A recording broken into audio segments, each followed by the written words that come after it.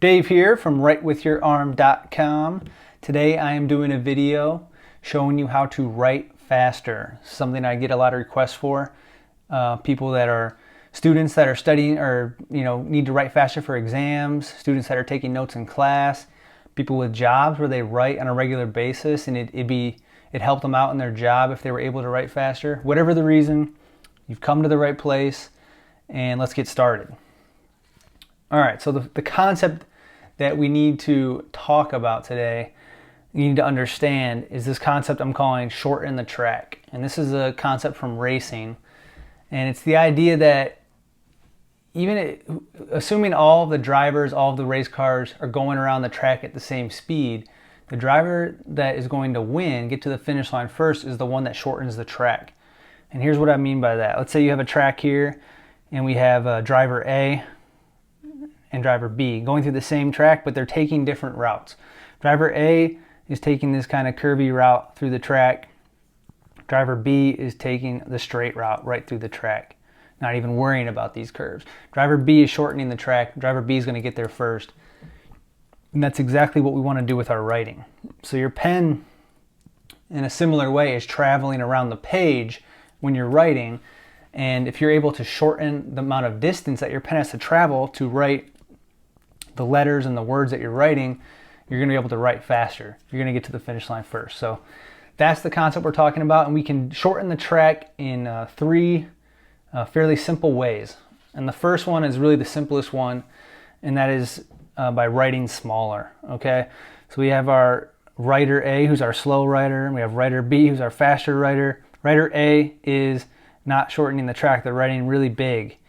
And that might be suitable in certain circumstances, but if you're trying to write fast and you're writing for yourself especially, nobody else needs to read it, size that down.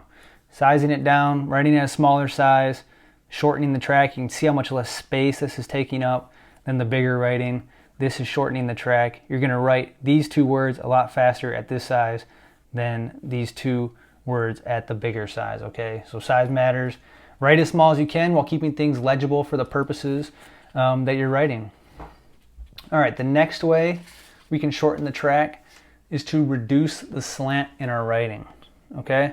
And here's what I mean by that. So every cursive hand has a slant to it, and that's kind of the angle that the letters, especially the downstrokes, are coming down in the script. As you can see, this L is kind of on this angle, the T, the strokes of the ends. And we have writer A, our slow writer, has a very slanted hand or script, what we call it. And when you write very slanted like that, you're actually lengthening the track. You're actually lengthening the distance that the pen is traveling to write the same letters and words. Because if you look as my pen goes around this, as I go around this L, for example, as I go up, I'm going up and to the right. And then as I come down, I'm coming down and back to the left. So I'm actually spending a lot of time with a slanted script coming back, down and back to the left. And that's not the direction we want to be moving. We want to be moving to the right always. And when you write a more vertical script, when you reduce the slant, like writer B is doing here, now your pen, when it comes down, it's coming straight down and then going back to the right as it goes up. So this hand is a much quicker hand because it's just coming straight down. It's not going back into the left as much as a slanted hand.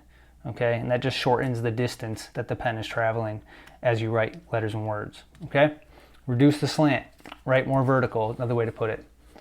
All right, the third way here is a little more complicated, and it's going to depend on your writing style, on what you can do here, but the idea is to simplify your script. It's just kind of to eliminate all the unnecessary things that you're doing in your writing that don't even really contribute to legibility. They just make, maybe they make your handwriting look a little fancier. Maybe it's just a habit that you've picked up as you write different words.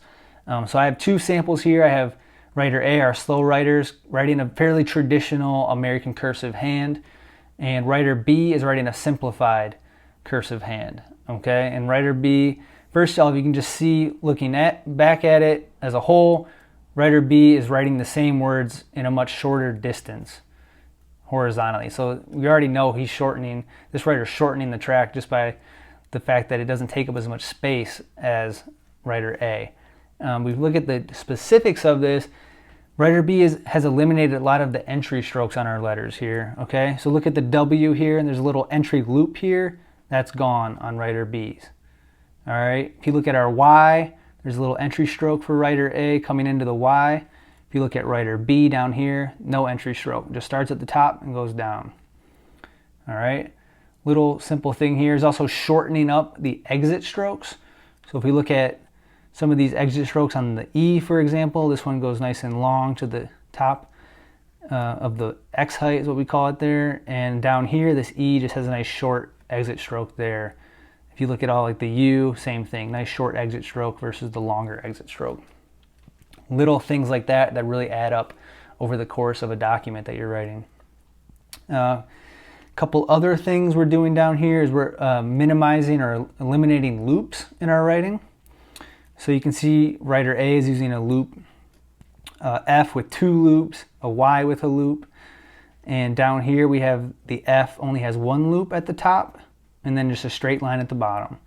The Y has no loop, just a straight line at the bottom, just goes down and goes right back out.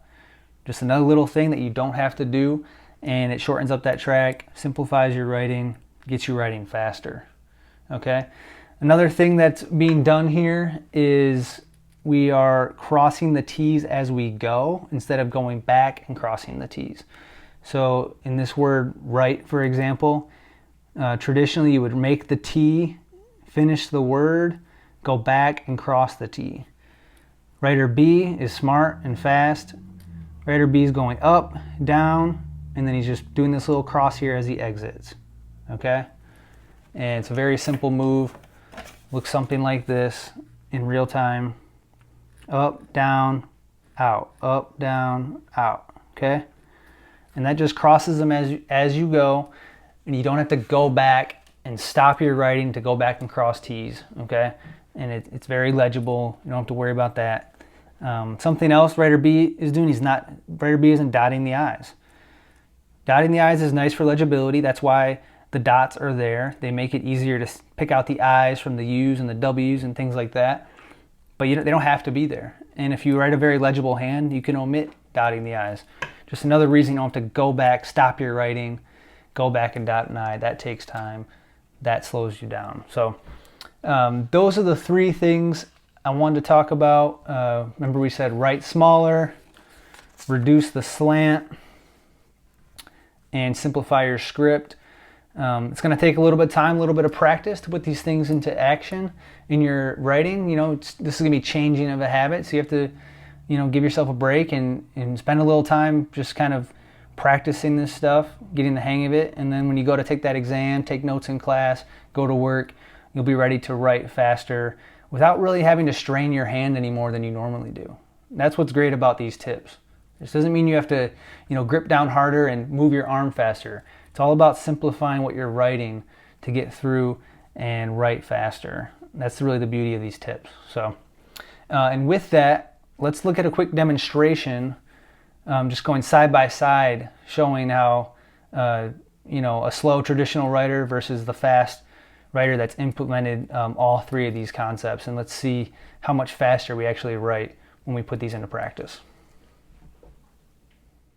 Okay, we have a split screen going with the slow writer on top and the fast writer on the bottom. You can see the fast writer is writing just a little bit smaller, and the fast writer has reduced the slant of their script, a more vertical hand, and they've simplified the forms as well. And the results speak for themselves. The fast writer is already done with this short sentence.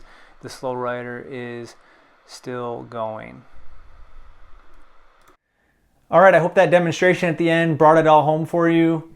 If you want to learn more about writing faster or just improving your handwriting in general, definitely check out my website, writewithyourarm.com. I've put up tons of lessons, information, resources on that site, all about handwriting, all about traditional American penmanship, and it's all free. So definitely check it out, writewithyourarm.com.